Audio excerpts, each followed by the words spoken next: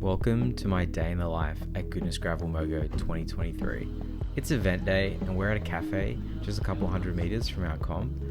I got a muffin and a coffee, but first let me ask you this. Are you used to allocating time for a cafe breakfast on event day? Because I'm not. Usually it's all business, like a concentration camp. From the moment we wake up, poop, kit, toaster oats, instant coffee, out the door. Anything else is a luxury, period. And then here's Mace having a bacon egg roll. Imagine just screaming up the first climb of the day with one of them just sitting in your stomach. Anyway, pay rego. Registration is something that's done really well at events these days, small or large. This is Will. He's the owner of Goodnessgravel. The perks of registration at smaller events is that they really treat you like a human being and not a barcode. It was bitterly cold in the morning, which always makes clothing difficult because you know it's going to warm up in the day. I remember talking with a lisp for the first couple of hours because my lips weren't working. The start line commentary wasn't overbearing or loud, it was chill, and it matched the branding of the event. I associate Goodnessgravel with amazing gravel riding, care, great people. I don't associate it with cranking music and someone screaming at you on the start line. It's a ride, not a race. As you can see, the event was small enough for riders not to be released in waves, but naturally the faster riders gravitated towards the front, and if you're a bit more casual, you kind of just hang towards the back. The start actually felt pretty quick, like everyone's kind of pinning it out of excitement or maybe just the cold, but there's a climb coming up, and I managed to get some footage at the front of the ride early on. Here's Carl with a K and John, and I'm glad I got that footage because I got dropped shortly after. A lot of other people did too. There was just like one lead group, and here I am waiting on the hill trying to get some cool shots because the morning light is just epic. And one of my buddies, Pete, he had a bit of mechanical, he's coming up now. And then another familiar face, Chris. I rode the last Goodnessgravel with him and he remembered me, which was nice, and that dude there just has a cool bike. And the descents were kind of pretty wild early on. They were really quick, dusty, and also rough enough to lose bottles on. I lost one, which sucked, but I also had the hydration pack, so I wasn't stressed about fluids. This shot here is one of my favorites of the day. I was just holding Pete's wheel, and when the light looked like that, and we're screaming down these descents, it's that's peak Goodnessgravel, I reckon.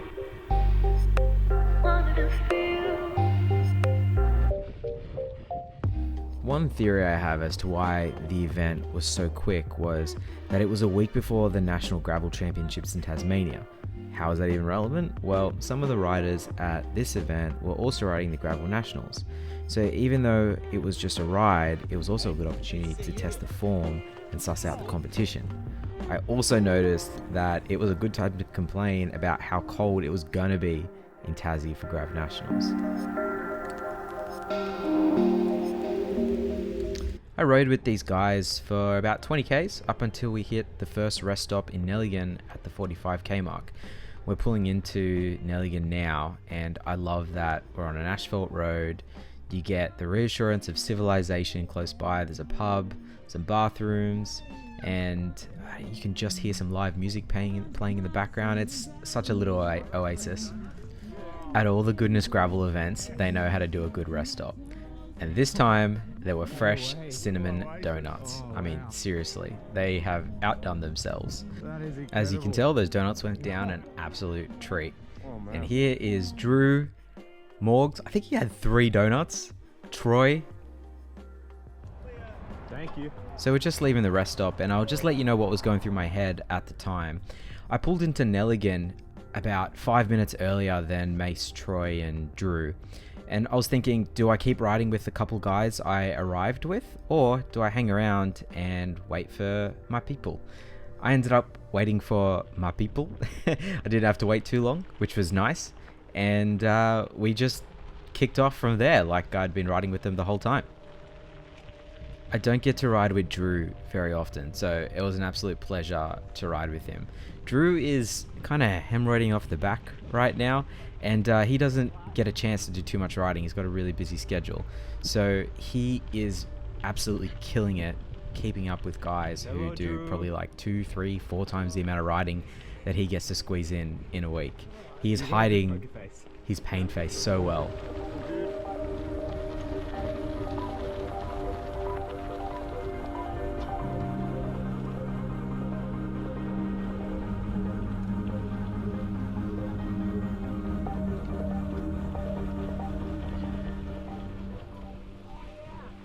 Coming into our first river crossing now, barely a river, but you can't actually tell how deep it is. I decided to just take the plunge and go straight through. On the other side, the sand was pretty soft, so I did have to unclip, as you can see there, and everyone else kind of made it through all good. That's it, we're done. Afterwards though, I couldn't see Troy. I was like, where's Troy? And I thought, honestly, he took his shoes and socks off so he wouldn't get wet feet. But it turns out that he actually just unclipped, thought about the situation for a second, and then just walked around the side on the outer banks. Smart man. He didn't have wet socks like the rest of us.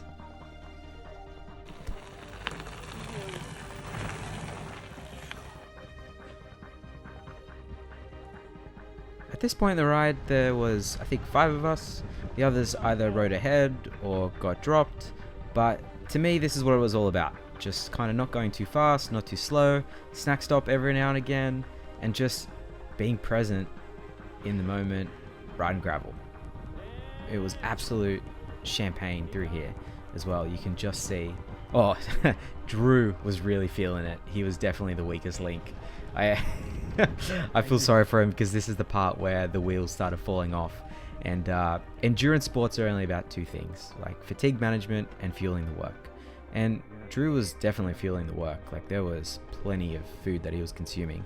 But at this point, the fatigue was really setting in from probably the lack of training to be able to do an effort of this size. So yeah, he was like dropping back on the hills, then catching up on the flats, and I was towing him back a little bit. But yeah, I kind of felt for him at this point. He had his, he wasn't saying too much when I was pointing the camera at him. I'll stop ranting about Drew, and this water crossing was spectacular. Absolute magic.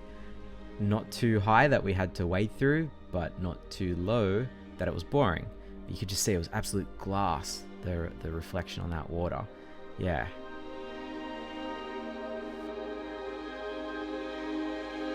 This was another spectacular descent on smooth gravel through this hairpin with the tall trees.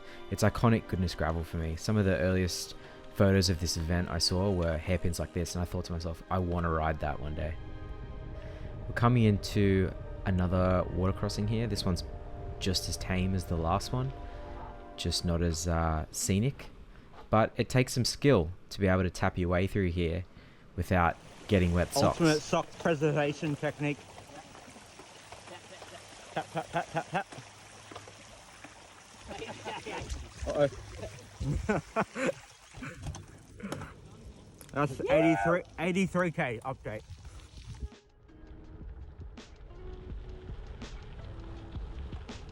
At this point, the others have pulled ahead and it's just Drew and I. We've got 17k's left to the final rest stop, and Drew is fighting some demons while I'm just enjoying the good views. What are your thoughts, Drew? That's pretty good. Fully cooked, but it's okay. Just live home. Drew is buckled. Proper buckled.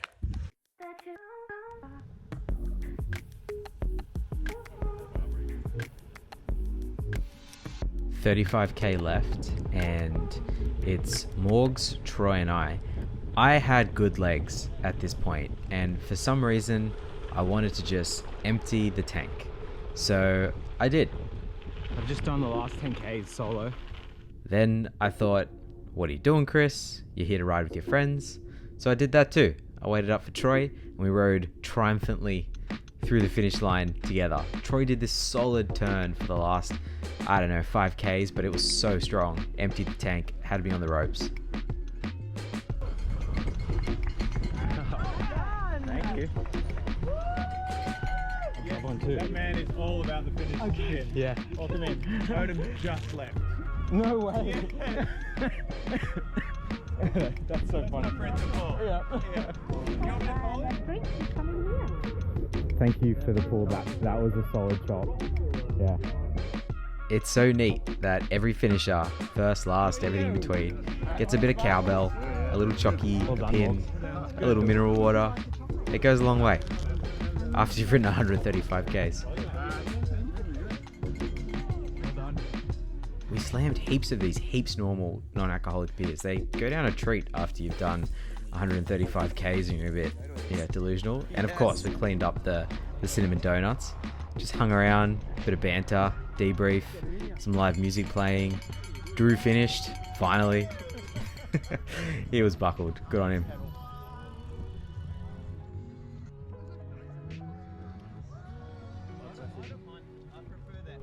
I filmed this voiceover 2 months after we did the event, so I've probably missed some details, but that was our day in the life. Till the next one. Thanks for watching if you made it to the deep end.